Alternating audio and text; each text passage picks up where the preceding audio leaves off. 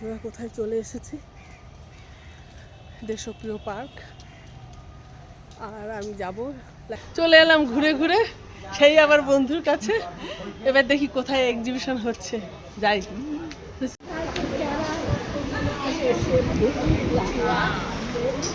তোমার এইটা গানটা আমার একটা বান্ধবী আসবে, এদিক দিয়ে ঘুরে ঘুরে ওদিক দিয়ে এসে কেউ আর চিনতেই পারছে না, এটাই হচ্ছে সমস্যা।